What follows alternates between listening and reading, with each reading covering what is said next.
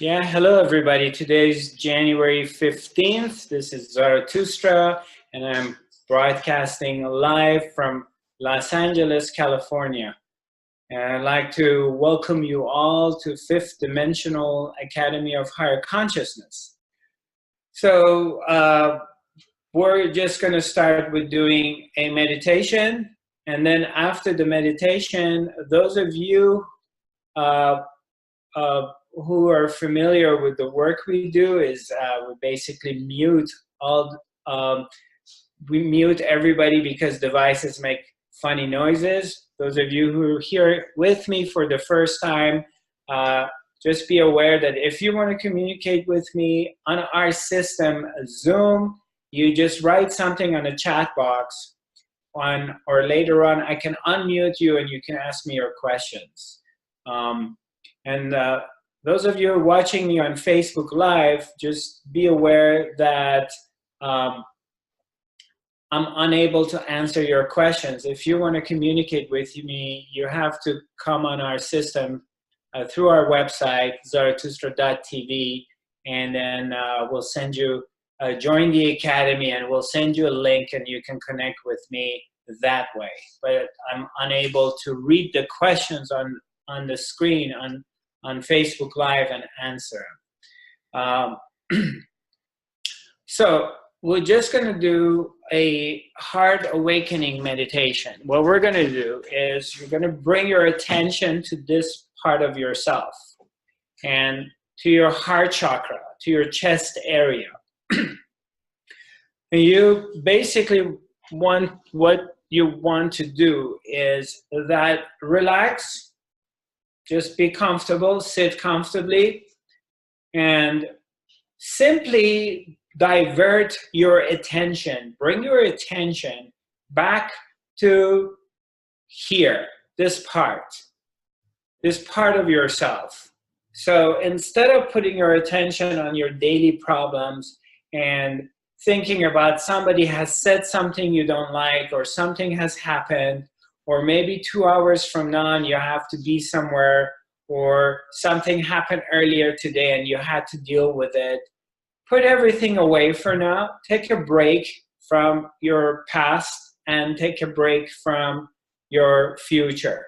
And sink in to this moment. Come over here and hang out in here, in this place. And spend time by yourself. Spend time with the holy self, your being, the presence. Come to this moment. Come to this place. So disengage from the world and bring your attention to here. It's a shift of your attention. You're not trying to do anything in particular. You're simply taking your attention from the other world and you're bringing your attention to here.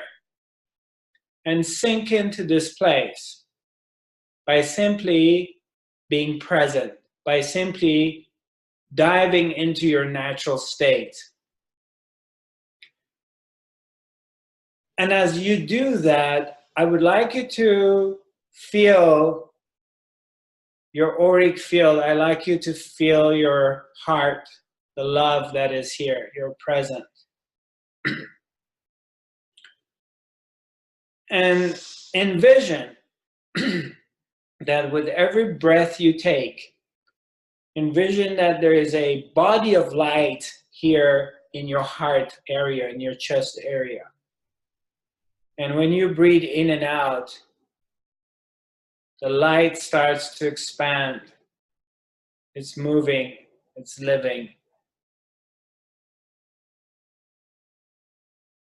And you're simply here and breathing in and out. The amount of light that is present here, it begins to grow and grow. And as slowly, slowly, slowly, the light takes over your physical body and it matches the boundaries of your body and begins to take over your aura. So now you're just simply sitting in a meditative way, relaxed, and all you feel and see is pure light, which is emanating from your own heart, emanating from your own presence. This is the presence of yourself, your own being.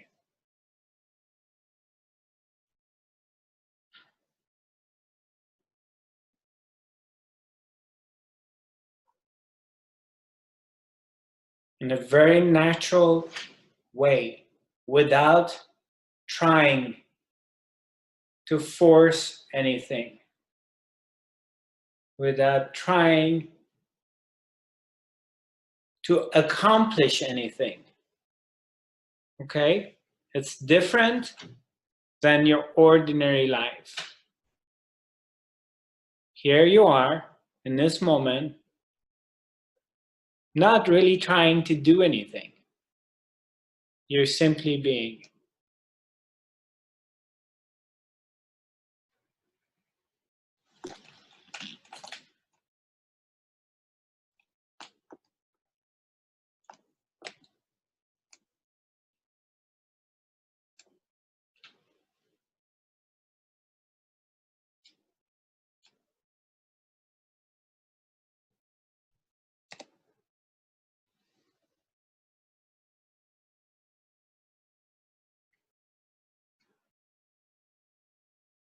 Simply being in this moment.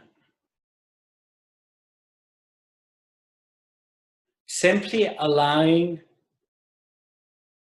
your being that has no boundaries, has no limitations, to take over.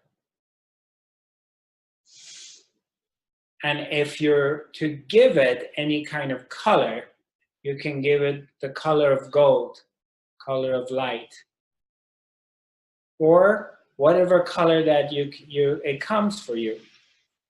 Whatever color that wants to express itself from your inner being. And this is taking over you. The presence.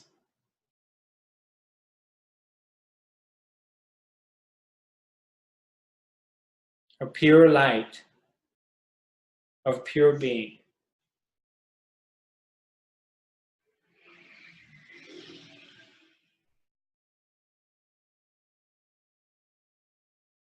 And then in this moment, you're simply drinking the light,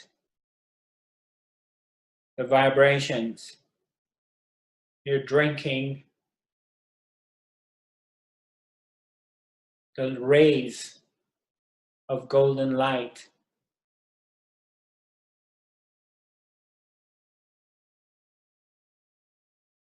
And in this presence, in this moment, you are doing this without an agenda.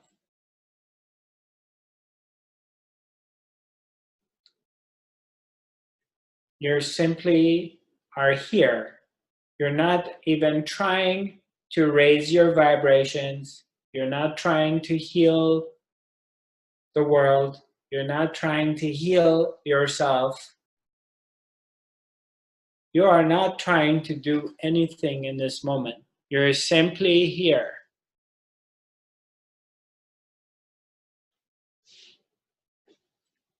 Simply present.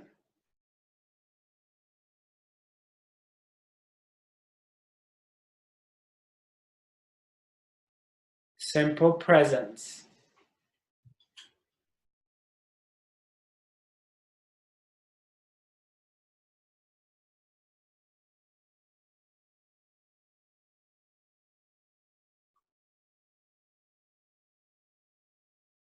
Simply here, without any agendas.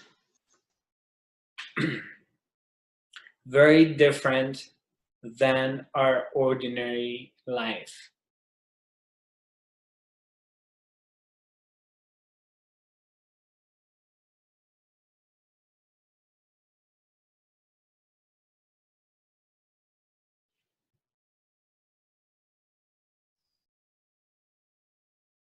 And you align the light that comes from within yourself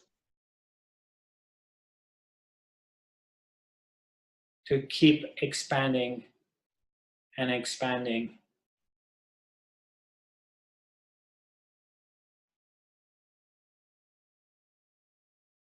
And this light that comes from your own heart takes over the area, the neighborhood that you live in.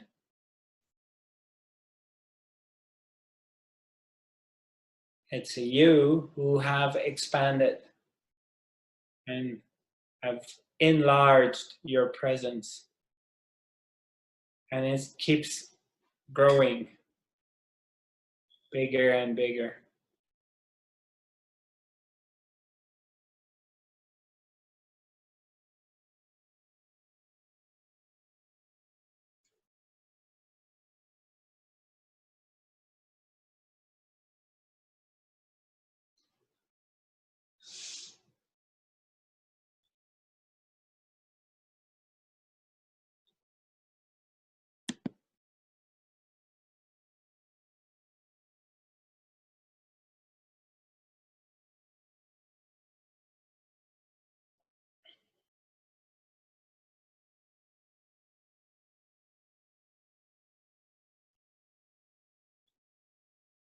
Presence has no boundaries or limitations. Presence is pure being, and it's here and now.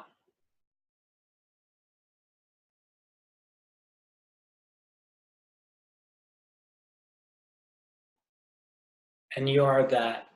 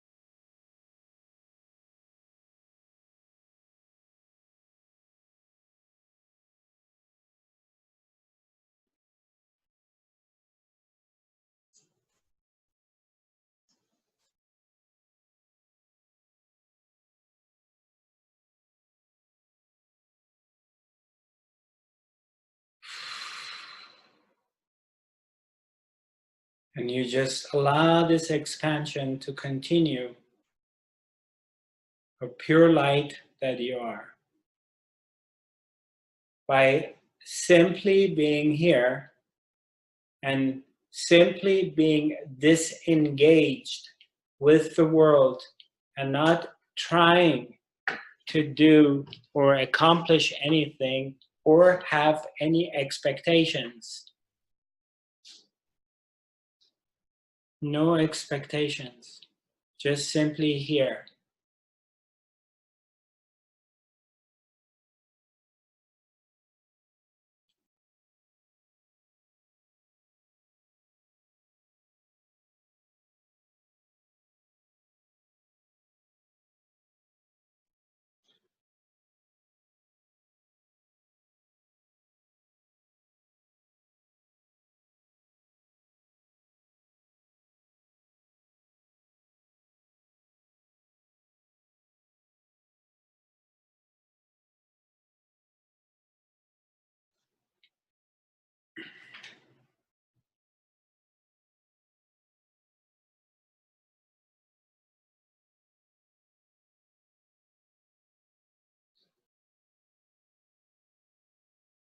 and allow thoughts to come and go if they want. Allow emotions to come and go. Stay neutral. Don't try to manipulate anything.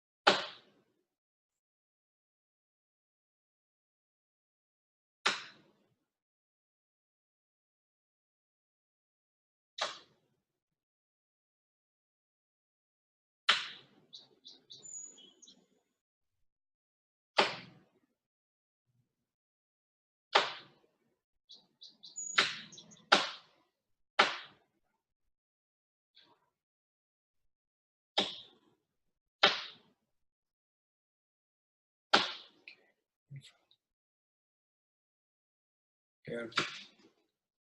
Slowly, slowly, come back. Come back here.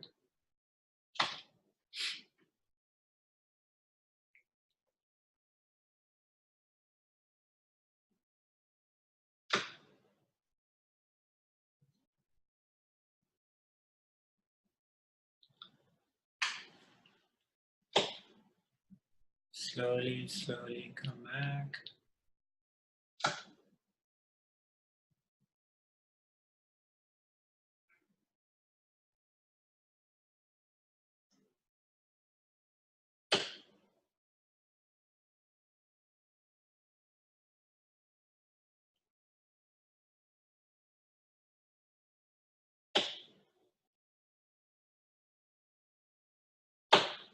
Yeah. You'll be amazed that by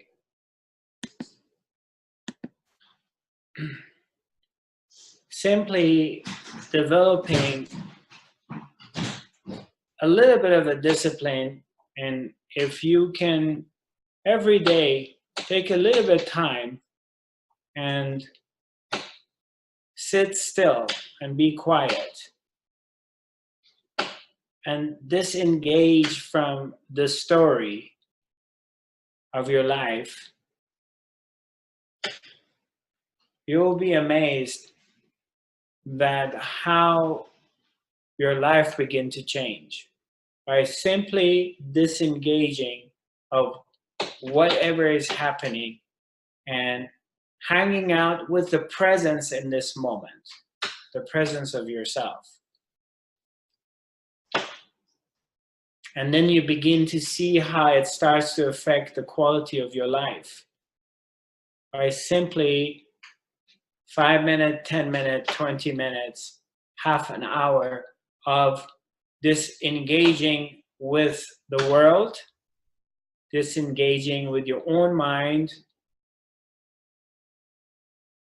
putting your story away, whatever is the story, and come back here. And that by itself starts to affect the quality of your life. By simply doing that. It doesn't cost anything. Doesn't require effort. It does require a desire for improving your life, of course. And it's the opposite of what we do or what we've been trained to do in our ordinary life, which I need to go out there and get something. I need to go out there and change my life. I need to go out there and make more money, or buy the new house, or get the new apartment, or find a lover, or whatever it is. which is a part of our way of thinking and our training. And it's our desires that we want to have more or improve things and bring comfort and reach and get the object of our desires. And that's natural. But this is the opposite of that, because in this, you are not really trying to accomplish anything. You're not trying to have any expectations. You're simply developing a way, a method, simply disengaging from whatever mental activity and the story that you're in, which we all have that. As a part of the divine lila, the divine dance that we have, we're engaged, of course, naturally, but you disengage from that, you put everything on the shelf, you put everything on a hold, and you just come back for 10, 15 minutes, half an hour, 10 minutes, whatever, and you put the story away and you come here. Okay, let me look, and there are some sound. It is a bird. Oh yeah, there's the bird. Sound like someone. Yeah. Okay, so yeah, what we have is a bird. I'm sorry, it keeps banging. When I come here and I start doing the webinar, there's a bird that comes and bangs its beacon against the window very near me. So I don't know. I think the bird feels the juice and the love and wants to connect. So actually, Shishi bought a picture of an owl, and we're gonna have to hang it outside. Maybe it scares the bird and pushes the bird to go away so it doesn't keep banging. But it's a very resilient fellow. Doesn't give up. So anybody has any questions? Do you have any question for me? If you do, you can raise your hand and I will unmute you and we talk. Oh yeah? Okay.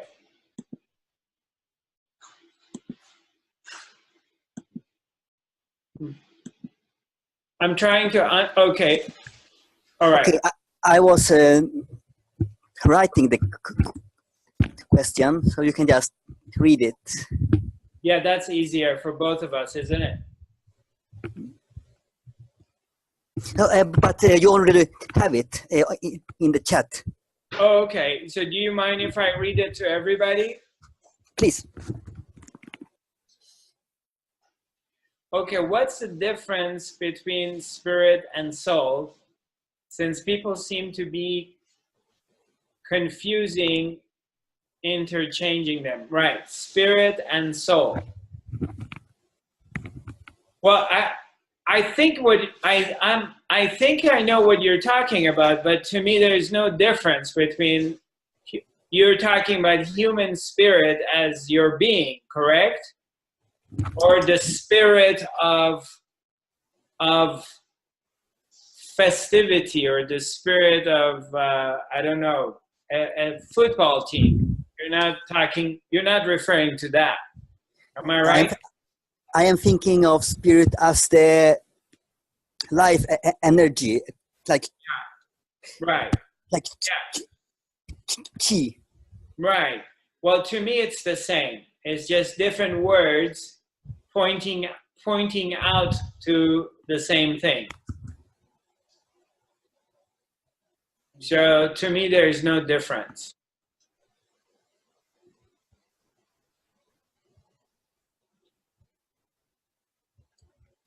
Anything else? Anyone else? No? Okay. Could everybody, yeah, Marit, hi honey. Hold on. Hi. Do you have any experience with ghosts? Do I have experience with ghosts? Yeah. Yeah, all the time. All the time. I have one here, and he doesn't want to leave. Right. Okay. Well, it's a good thing you bring up. So let's talk about it, right? So is this entity, this ghost, is it like in front of you all the time? No, I cannot see him. Listener Okay. has seen him, but he's hiding my things. That's how I discovered it. So there is a presence in your house. There is a being that hides your things. Yes. Right. Yeah. I do have similar experiences, different times. It's not all the time. And they seem like they like precious jewels and gems. You know, like my rings. And my car keys. Yeah, and my car key. I was going to say that the next thing. So they seem like they like to hide it from me every once in a while. So we have this little game with each other. He doesn't want to leave. He has Yeah. offered help to go over to the other side, but he will not. He wants to stay. Okay. So are you charging him any rent? If I try to. Are you charging him any rent? Is he paying any money? No, perhaps I should. Well, that's the problem. You start charging him rent, and he's gonna leave. Perhaps no. Yeah, exactly. I think maybe he has done something wrong or bad, or that he's afraid to go over, afraid to be punished or something. Well, maybe he really enjoys your vibrations and he enjoys being around. Oh. Okay. Yeah. Well. Yeah. Well, okay. Well, let's say something, we call it ghost or whatever. There is a presence, there's an entity, there's a being, right? Yeah. And well, they have as much right. There is all kinds of beings, whether they're higher vibrational beings or lower vibrational beings, that they're occupying the same space as we do. Like simultaneously, when you're here in your house or wherever, there is this space is being shared by all kinds of different beings from all different levels. They're sharing the same space as we do, as well as animals and birds, crickets, and whatever, spiders. Summertime, you have all kinds of stuff crawling all over the place, and they're sharing the same space, and they have as much right to be there as you and I do. I know. Yeah, because we're all sharing this planet together. So we have a tendency to say, this is mine, and you got to get out of here. But they're here, like all of us. So the reason that normally we don't run into these different beings, and they can be high-dimensional, trans-dimensional beings, and sometimes they may appear to you, and sometimes they don't. I'm putting a little bit of almond milk and sugar in it. Yeah, I did, girl. Thank you. Thank you, sweetheart. You're an angel. Angel Shishi. I got a lot of angels in my life. And sometimes they come in a human form. Like you guys come in human form in my life and giving me love and get me going. So the beings, they occupy the same space, but the reason we don't run into each other is because we're vibrating in a different frequency. So we're not vibrating in the same frequency, and we don't crash into one another. But there is time that we may change vibrations to a different frequency, and we have an encounter with one another. And majority of the time, it's a friendly encounter. So I personally allow it to be, and if I come across beings, or I feel, let's say we call it ghost, or you know, if they get to a point that they're bothering me, I try to have a communication with them and see where it goes. But normally when I do accept things and kind of surrender to it, then it seems like it solves itself and it disappears. Yes. Because normally it comes to a point of a fear, because I don't understand something, and I get afraid of it, that, okay, I feel the presence of a being here, and that being could be anything. It could be somebody close to me who passed, could be my sister who passed, my good friend, it could be my father or relative. They communicating with me. Angels, beings, they want to show their presence to you, that we're here, we support you, we love you, you're not alone. So it's not necessarily a bad thing or something to be afraid of, just because I don't understand it. You have something to say, Shishi? You wanted to say something? No. Okay. Yeah, is that okay? Yes. Okay. I'm not afraid of him. You're not, okay, it's a he. No. Right. Anybody else has any questions? No? Okay. So how about if we talk about expectations, or let's say actually we talk about acceptance in life. How's that for a topic of conversation for today?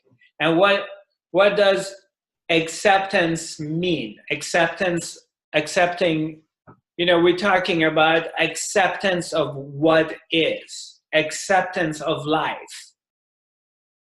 But, you know, when it comes to acceptance, which is something that a lot of us struggle with, and this question comes for a lot of people, and I can only speak for personal experience, that I encountered this on daily basis of being in situations that you're being challenged, and things maybe don't go, because when things go your way in your life, naturally, when that what happens, acceptance, you know, it's not an issue, you know, because you're getting what you want. So you're happy. But then when things don't go your way, and you planned all this stuff, and you have all these expectations, and you're invested into something, and then all of a sudden it's not going your way, and that's where now we're looking at this thing, that what do you mean by acceptance of what is, acceptance of life, acceptance of my karma, or whatever, however you want to put into it, okay? And what do you mean by that, Zarathustra? And what I mean by that is that if, for example, What if I have a toothache? My tooth is aching, or I have a really horrible headache. And do I have to accept it? Well, no. You need to do whatever you can do to fix it. Because obviously it's getting your attention and it's really hurting. Your tooth is hurting and it's bugging you. And there's so much time you can sit down and say, well, I'm in total acceptance of my toothache. But then it's okay to a point that it's not okay anymore. Now it's really bugging you and it's really hurting you, and you have to do something about it. And doing something about it is a part of the acceptance too. So that is different when I'm referring to acceptance of life. That's different because now it requires action to do something about your toothache or your headache or your elbow or whatever it is, that you need to get help and fix it. Now, there is another thing. Now, we're going to be looking at a broader view of the acceptance, of accepting my karmic path, accepting my life, accepting of the way or the direction my life is going. And then all of a sudden, the river changes and it's going in another direction. And that has happened to I would say everybody at one point or the other. You know, you have an idea, okay, I'm going to go into partnership with somebody, and, you know, we get married and we're having a couple of children and we bought the house together and everything is going great. I'm in this marriage union with this person, and then 6-7 years go by and my partner, she comes and tells me that she's not happy in this relationship. Maybe gives me a chance to work on it, and I work on it, and then she comes and says, you know, I'm done. I'm done. And now I'm in this complete breakdown and turmoil and going through suffering, that there is something wrong in life, and this is not right. It shouldn't be this way. Because my wife is leaving me or is trading me in for a younger man or whatever it is, and life sucks. This is horrible. It shouldn't be this way. You understand? Are you with me? Yeah? So, or let's say I've made, and that has happened to me, okay? Again, this is direct experience. I've made investments in, I don't know, real estate or stock market or career change, and things didn't go right, didn't go the way I wanted it. And things fell apart. And I ended up losing a lot of money. And I'm angry. I'm not happy with what has happened. So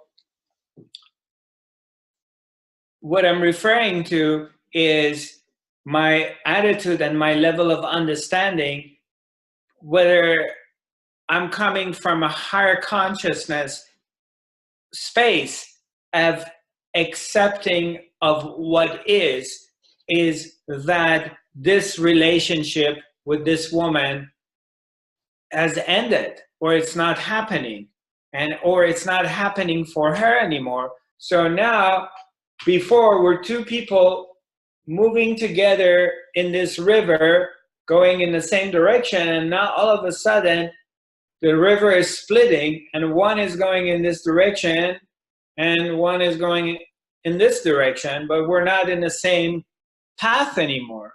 So that's what I'm talking about, acceptance of what is.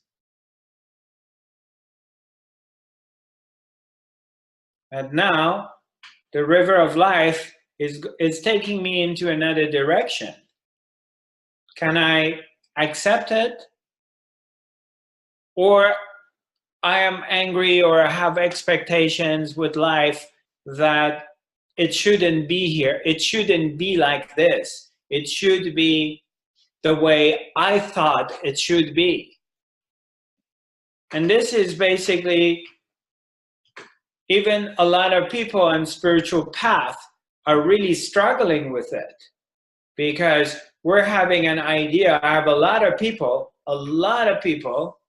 on the spiritual path coming to me and have an idea of how life should be, have an idea of a utopian way of life, that, okay, the government, it sucks, the system sucks, I'm angry with this, I'm angry with that, things should not be that way, and things should go in a direction that I think is better. Like, there should be more healers, there should be more conscious people out there, we should stop slaughtering the animals, we should stop destroying our forests and polluting the water. And I have an idea of how things should be. They should be this way.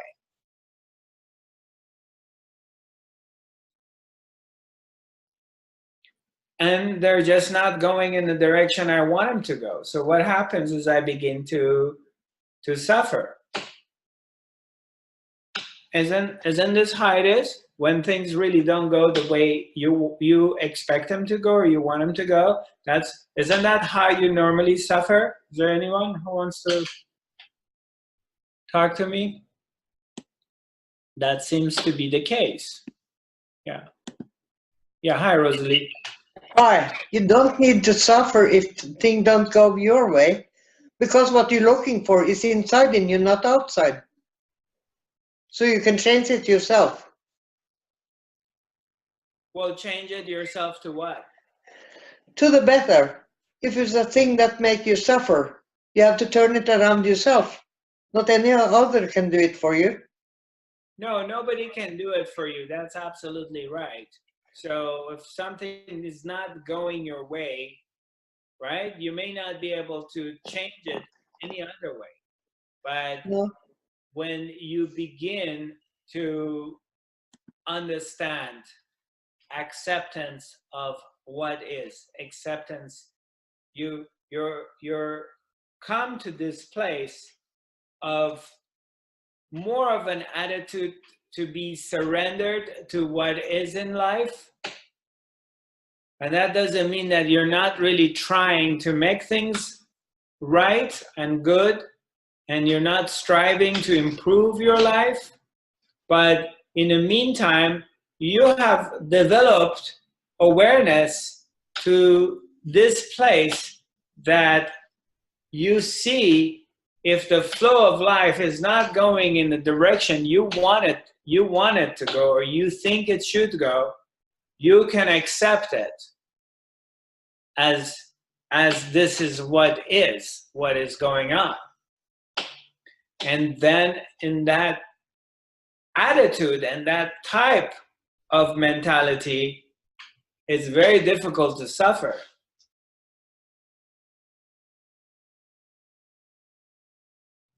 You must understand that it happens in life. It depends, I don't know, everyone, we all have our own individual karma and path and the direction we need to go.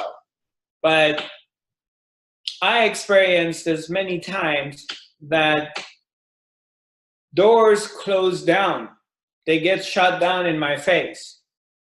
And naturally, my first reaction is, oh, wow, what happened? Why did this happen? Oh, no. That's the first reaction, natural reaction comes. Or I try to save it or change it or whatever. But then there's quickly this other part which comes in. It comes from this place of pure understanding of, okay, this is really not happening anymore, and existence just closed this door. And then when life is closing one door, if you just stay put, stay still, and not be in this place of really reaction, and stay in your meditation, there may be a period of a gap that nothing is happening, nothing else is opened up. And it's a little bit scary because something has shut down, but something else is going to open up, because that's how it is. That's how existence works. Your life will close one door and opens up another door. So if you stay put and just relax for whatever period of time you need to, then you see another door opens up for you. And sometimes it's immediate. As one is closing, another one opens up. But if you start to look at the fact that the entire existence is perfect, life is perfect. It's not perfect in your eyes because things are not the way you want them to be, but it's perfect in God's eyes. It's perfect in its essence, the way it is. Then if a door closes, another door opens up. Something else will come for you. You must understand one thing which is very vital. And you have to keep that in the center point of your psyche, is that none of us, as much as it appears to be, it looks like it, that we are disconnected and we're not connected to the one mind, one conscious mind, the grand mind. Even though we're not feeling it and touching it, and at times we don't feel connected to it, but there are times that we have glimpses of it, and there are beings in this life that have reached that and they totally feel the connection, okay? You must understand that everything is connected to everything. Everything is connected to everything. Even the worst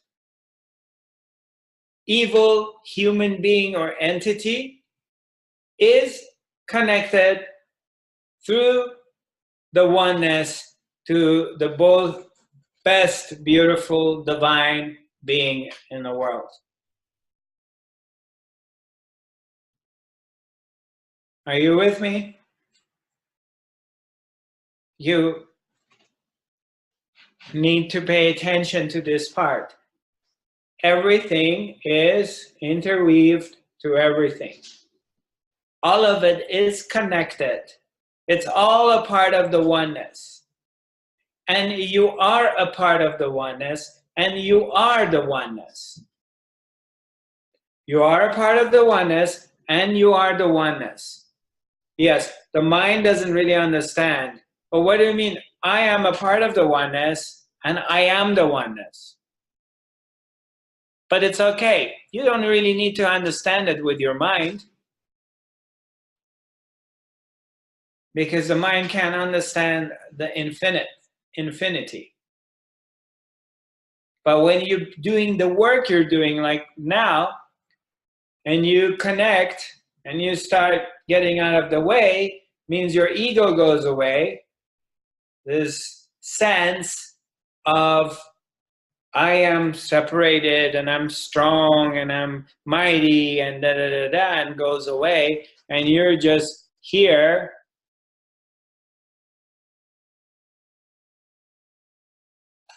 There's no mind. Then it's pure connection. It's pure oneness.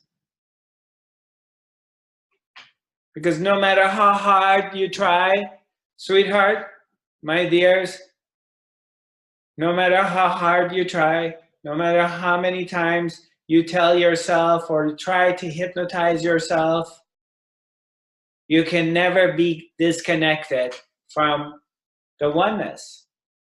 There is no way out. You are the oneness. We are the oneness. So we can never be disconnected from that. We are that. It's us. It's who you are. That's your very essence of being, is that. So, A, you don't need to worry about becoming one with God because you're already it. B, in being one with that, you can relax into this. You can come to this acceptance of the divine planning and the perfection of universe, even though at times things don't go your way and looks like everything is falling apart. It looks like nothing is happening for you. It looks like all the contracts you get, all the stuff you get, they fall apart, or people deceive you, or they lie to you. They're conniving, they're sneaky. And of course, naturally, a lot of people come and say, what about me? Or why is this happening to me? Or this is always like this me thing, which really, it's a way to reinforce your ego.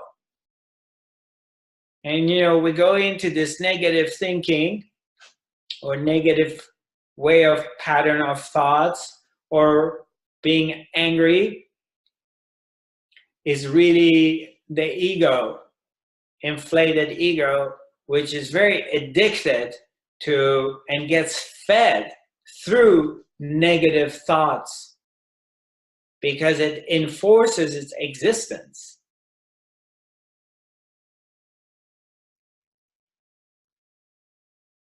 It gets enforced into this I am separated from the consciousness. I'm separated from totality and the whole.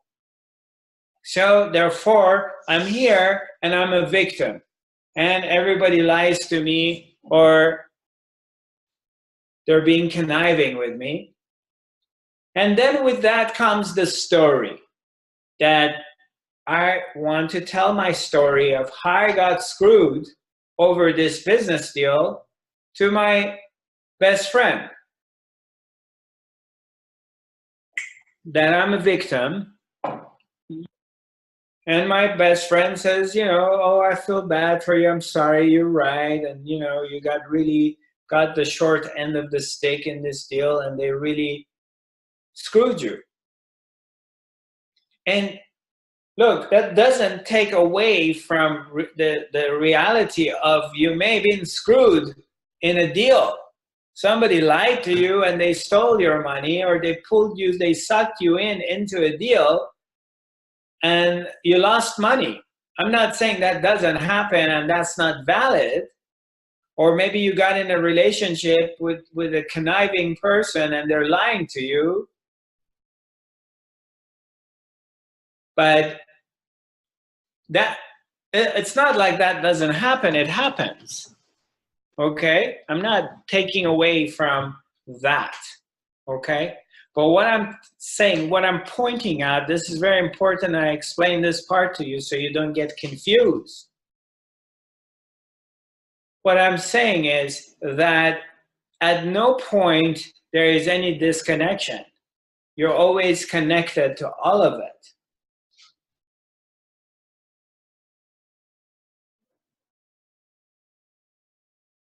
You've never been disconnected from any of it. And when you start to reach into a higher consciousness and you're expanding and you begin to see the perfection in life, then that deal that happened, that you got cheated in that deal, you begin to see even perfection in that deal that you got cheated into it. You begin to see that that was also a part of divine planning. So then you can accept it because you already got cheated. They stole your money. So there's nothing you can do about it. I mean, you can go after them and bring them to justice if you can.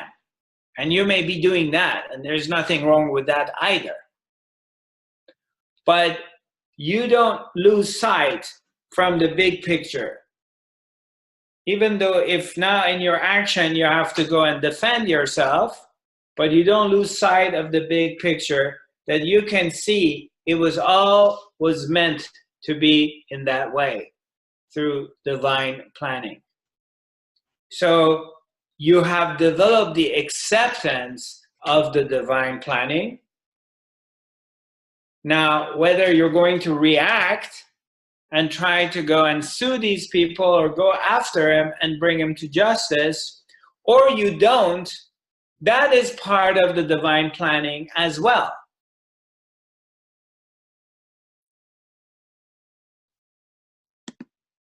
Hi, Mari.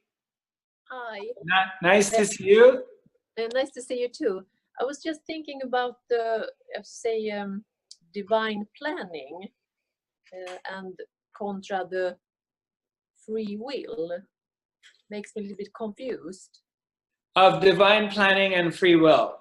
Yeah, like you think you have a choice and you got the gut feeling, you think you should go that way, but if it's already planned, so I don't get it. Right. Okay. So obviously on a day-to-day basis that we're living, we continuously making different choices. I like coffee, I don't want tea, or I'd rather have eggs than fruits or whatever. So naturally we make these choices. We can't help it, right? So, but if you go deeper, okay, and the apparent, in what appears to be is that I like eggs in the morning rather than eating grapes or oranges. But where does this desire and where is this coming from? So if you go deeper into that, then you can see that is it genetics? Is the makeup my body? My body enjoys processing eggs in the morning easier than fruits, or fruits easier than eggs, something like that. So, but okay, now I go back to my genetics.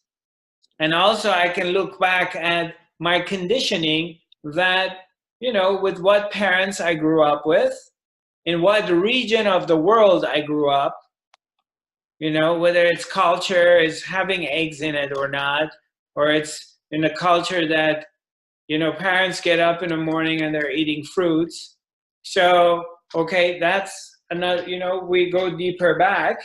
And then you go deeper and deeper and you go more into the roots of it, that even those desires, where do they come from? Where is the very source of those desires that are coming from? How do they get implemented in me? And where was the very source of my genetics? How did that come to be? Where is the source of my parents' conditionings? Where did that come from? So you just go deeper and deeper and deeper, and as you're going deeper to the very source of it, you realize that here's the very source here, but then it starts expanding into all kinds of different forms and ways. Is this making any sense? Or I made you more confused? I'm not sure it's the answer of my question. Maybe I understand it later. Right. Okay. So, but you're saying that free will, now you're talking about free will versus whether everything is written, correct? Yeah, of course, I don't believe everything is written, but I'm thinking like maybe some things are already planned for, but I don't think like every detail, of course. But I'm then thinking maybe I can make a choice to go another way. Right. From divine planning. Is it possible?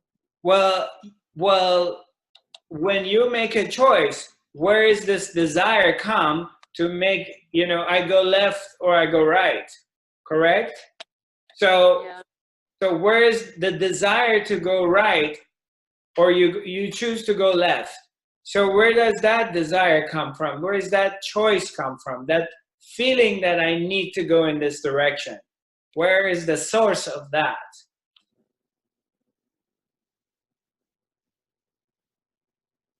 You know, something is inspiring you from within to go left.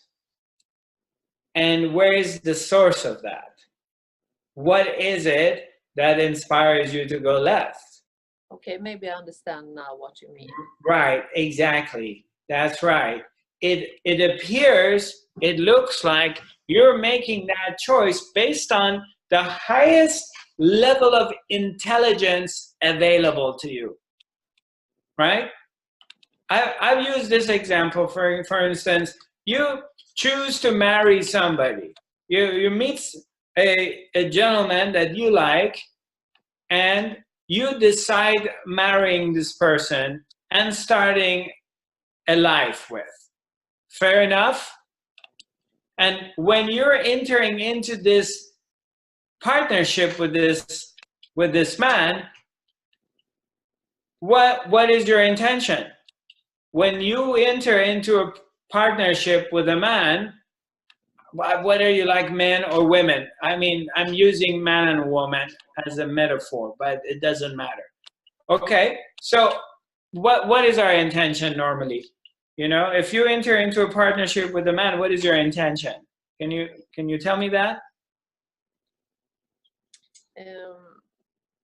Yeah, of course, if I do, so it's of course love and like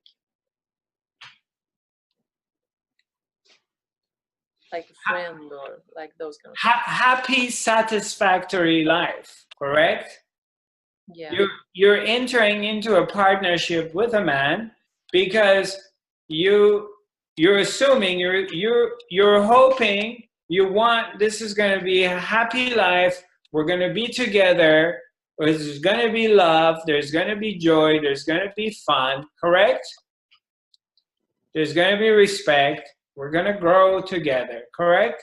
You're not entering into this partnership hoping, imagining that one day I'm going to walk into my master bedroom and my man is making love to another woman. I'm hoping that I enter into this relationship so it turns to be a disaster. Correct? You're not doing it with that intention, are you? No. No. You're doing it with the intention that you're going to have a very happy, great marriage together, correct? Okay, but does it always happen that way? No, and also then I have been acting from intention, I'm thinking, but... Well, let's say you have the highest godly, pure, loving intentions. But it doesn't go that way. It went the other day. Now, when you make those decisions to enter into this marriage union, you used the highest level of intelligence available to you, correct? You're using all the information available to you in that moment, whether it's feelings, whether it's evidence that, okay, he's a very sweet man, it seems like he's very caring, he's very loving, he's got a very good job, he's providing, he's clean, he doesn't look like he's kooky. You know, you're using all these information available to you to make that decision, correct? You're trying to make the best decision you can with the information available to you. You can't make that decision with the stuff you don't know. You do it with whatever you know in that moment. And your intention is that this is success. Now, it turns to be a disaster. Now, what happens in the human mind? Okay, so it turns to be a disaster. It just went sour, and after 5-6 years, it just was hell. And you're just going through this major divorce and major breakup and attorneys and a lot of money, and you know, you're hating each other, and you're, you know, you can't stand the sight of each other, and blah, blah, blah, blah, blah. And this happens every day in life. But then you're sitting down here and blaming yourself and beating yourself up that, oh my God, I made such a bad mistake. How stupid am I? How could I make such a mistake? Why didn't I, da, da, da, da. How didn't I see this monster? But in the moment when you're making your decision, obviously that other information wasn't available to you. It wasn't there. So who's behind that? How does this happen? You know, was this something I chose on this? Because my choice, the choice I made, was for a very happy, loving, great life, to be together forever, till death separate us. This is what I was signing up for. But what happened? You see that? Is that that's a part of what this was my karma? Is this at the end you're sitting there and look back? All these different things happened in my life. All these decisions I made, some of them were successful and I got what I wanted, and some of them I failed in it. Did I really make that? Did I make that happen? Or it was a part of the divine plan and it was meant to be that way? Because I bet with you, there is no single human being on this planet who is consciously planning for their life to be a disaster. Nobody wants their life to be a disaster. I don't care if you're a heroin addict, or you're a child molester, or you're a great healer, or you're a wonderful mom. Everybody wants their life to be satisfactory and to get what they want. Whatever that is, what they want is varies with different people. But does it happen that way? Always? No. So something influences our judgments. Something influences, you know, how many times, I can't tell you how many times I met 32, 35-year-old person that has 2 kids or 1 child with, it's a guy or it's a girl, and I go, well, how did this happen to you? And they say, I don't know. I never wanted to have a kid. I never planned on having children. I don't know what happened. The next thing was she was pregnant and she was having a baby, and now we hate each other, and I never wanted to have something with this woman, and I don't know what happened. I hear this story all the time from people. Well, what happened? How did that happen? How did you come to that choice? What influenced you to make those decisions? What influenced you that you only know someone for 3 months that you start having a child with? Are you kidding me? I only know this person for 3 months, and I'm going to go into a lifetime contract with them, whether I'm going to be with them or not be with them. But now there's going to be another being in between us, and we have to deal with each other for the rest of at least next 20 years. How did I get into this one?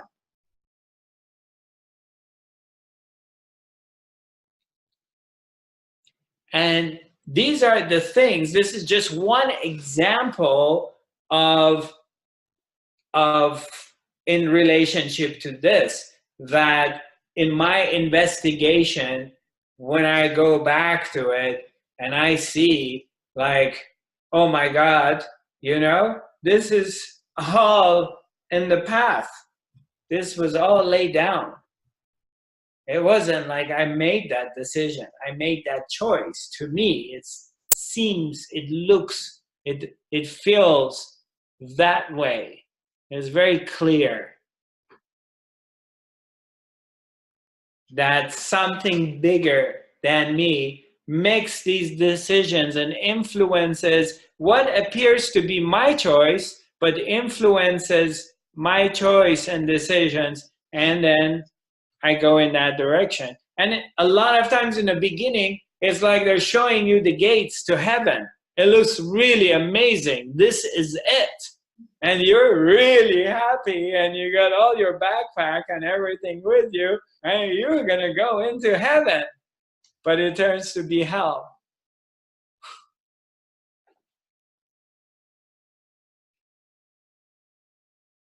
You're smiling a little too big for that. Huh? You're smiling a little too big for that. It turns to be hell. Yeah, I mean, this is just the way it goes. And then, you know, your consciousness starts to expand. You begin to come out of this me, the me thing, the ego, I am separated thing. And you start expanding.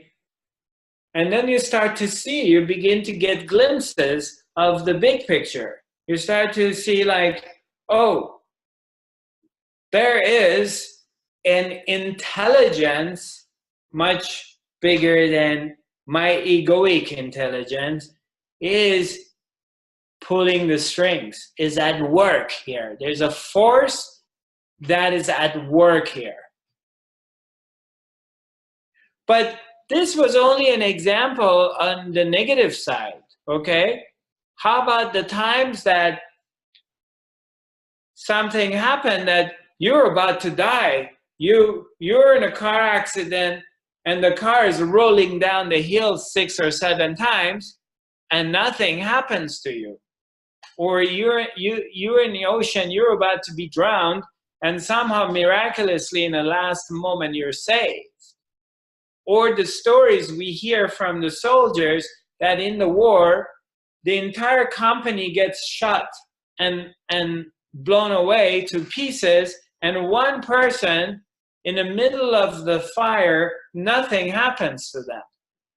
And they just walk out of this battle free and clear, and nothing happened to them, you know? And there are times that these people become highly spiritual because they feel like everyone around me got shot and got killed, and I was right there and nothing happened to me. And it's like, it was definitely not my choice, because all my company got killed and I'm the only one that was saved. And they feel something much bigger than them carried them through this battle. And I'm sure some of you have experienced that. Yeah, I had a question in the chat. Yeah? Okay. Hi, Pia. Are you there, Pia? Where is she? Oh, there she is. Hi, Pia. Hi. Hi. Hello, Mademoiselle. Yeah, you have a question for me? Yes, I was just sending it, but my cat is a little bit, I don't know, it's something with him, so I put a little energy for him here. Yeah, but yeah, just what I write, I saw your pictures there in Sedona. Oh, And, my. yeah, and it was so beautiful. And my I just want to hear how your time was there. It, it, it's very lovely.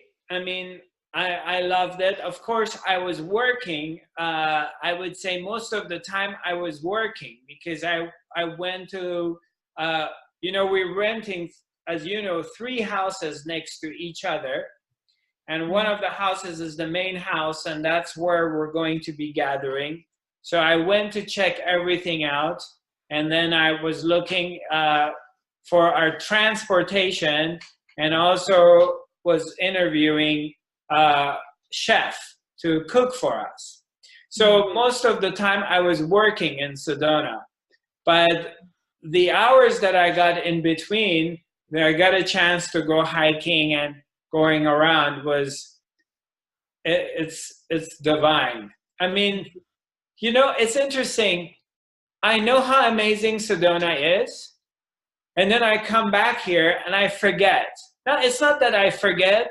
I just, you know, you kind of get back into your routine of life and you're doing your things.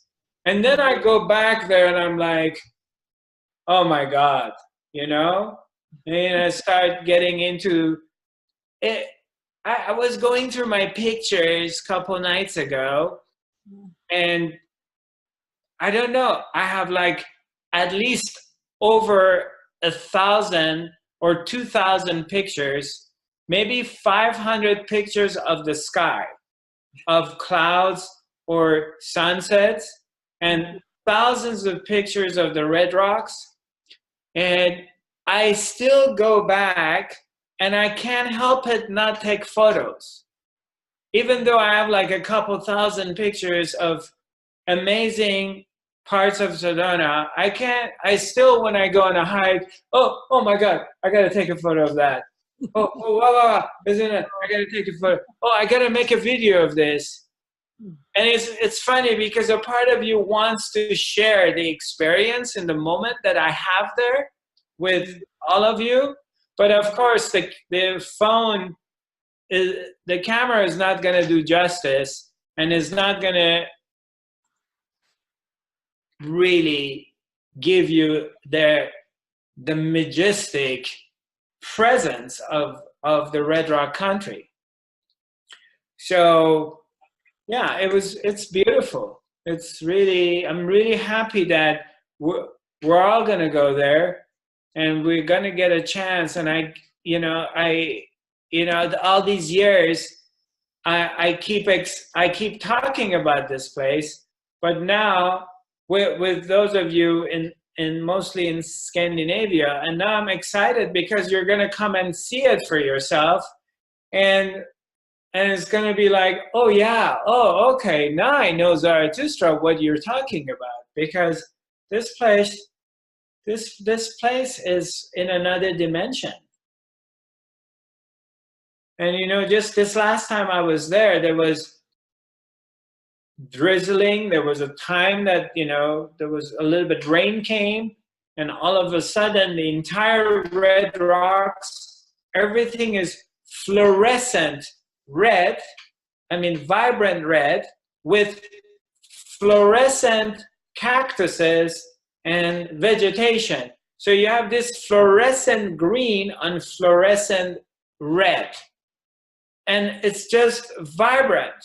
And I'm going on a hike and I'm just there, I'm looking at it, and I'm like, where am I?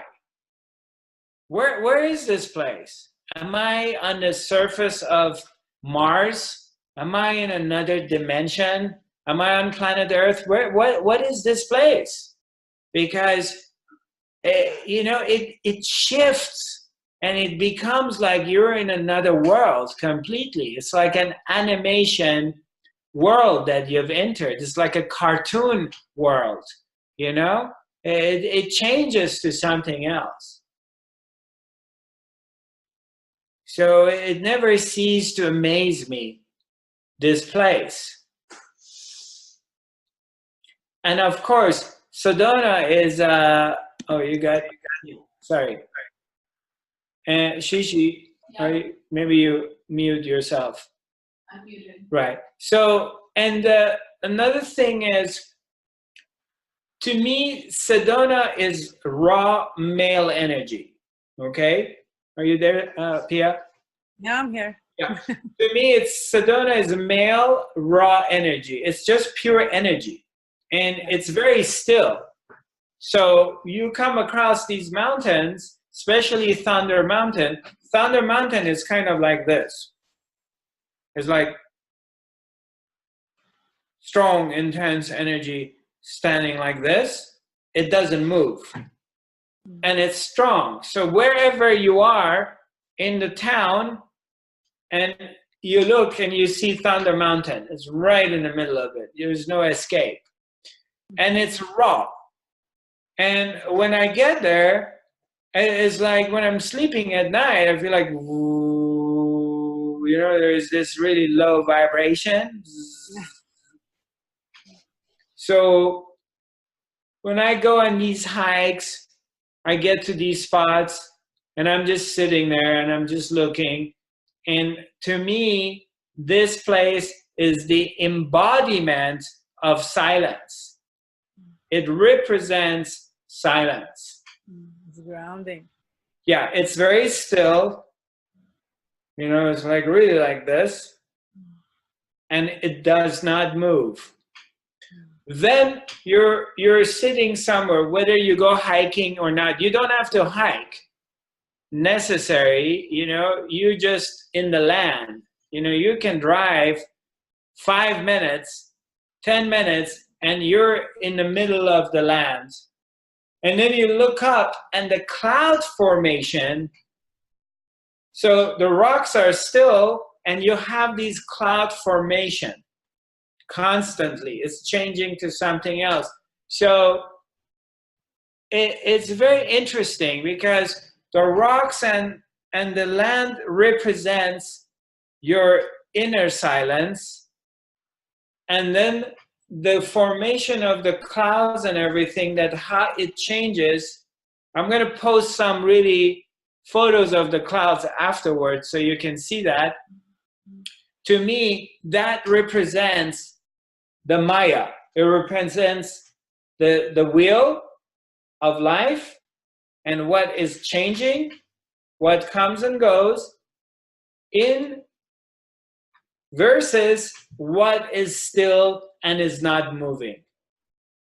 And to me, when I go there in the physical world, I get to experience that. I get to see that in a very strong contrast of pure stillness, seeing the world passing in front of you. And because its nature is always doing a dance with you. You know, you can never like, it never ceased to amaze me.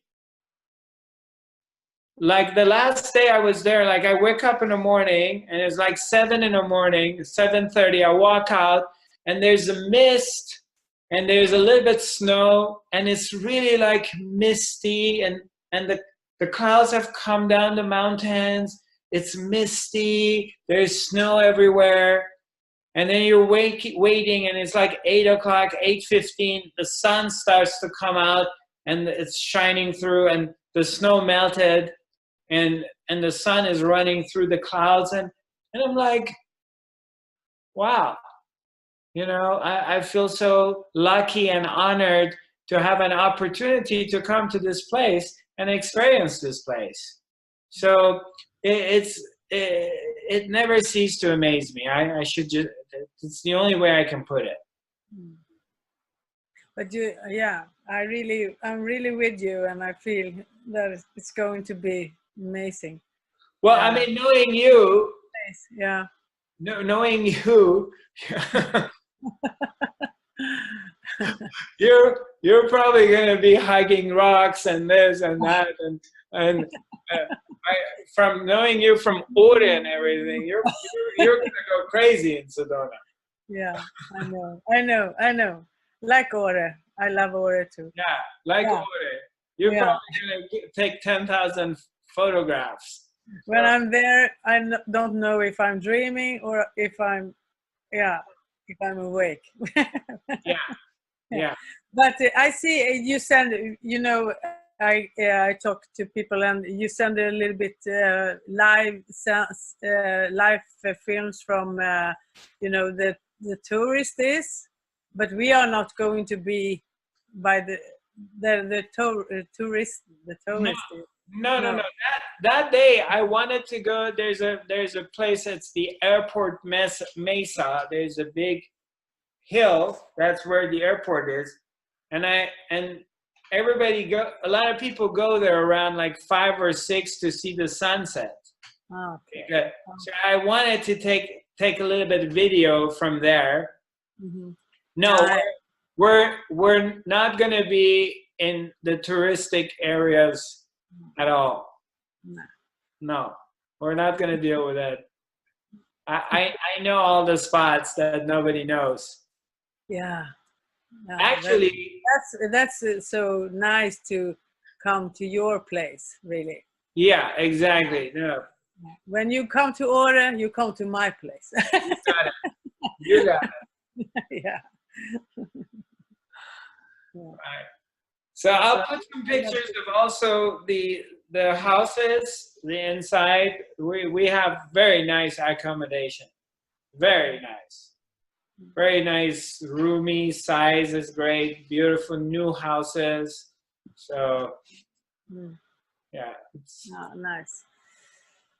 Thank you for sharing. Yeah, thanks for bringing it up.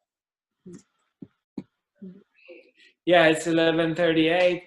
Is there anything? I guess we're going to wrap it up. Well, thank you for joining me. I send you a lot of love and light. We're going to have our next academy next Tuesday, correct, Ms. Shishi? Correct. And that's going to be the 22nd, right? Right. Right. And then after that, let me see. I'm heading to New York City on 29th. I'm gonna announce it to see if I can do the following academy, which is going to be on February, I believe, 5th. So I have to figure it out because I'm going from New York to Washington, D.C. So I have to figure that out. So maybe we do it on Wednesday instead. So I'll put that out. But next academy, next Tuesday, same time. And feel free to connect with me. Those of you who are here with me for the first time, my website is zarathustra.tv. My next event is going to be Friday evening at this beautiful center in New York City that I've been invited to have a 1.5 hour talk and meditation. And after that, my good friend Manish is cooking his magical pasta for everyone. So anybody who wants to come and join us at our event on Friday evening in New York City, you're welcome to. It's a free event. The dinner is going to be donation. So if you make a donation towards the dinner, we would appreciate it. And also the next day, I will have a 5-hour workshop. It's a brand new workshop I've designed, and it's called Life Training Program, and it's going to be the level 1. So when I priced it very, very low because I just wanted to make it affordable and sort of a offering to New York City community. So if anybody would like to join in, you're welcome to. And also, I wanted to share with you, those of you who feel compelled, I would appreciate if you share my video that we're going to be putting it out. If you feel like sharing it on Facebook on your page or any spiritual pages that you're connected to, I would appreciate if you share this so we can share the love and the wisdom with all of our brothers, sisters from all over the world. Nice seeing you all. Sending you lots of love and light. Namaste. God bless you and namaste. And thank you for joining me.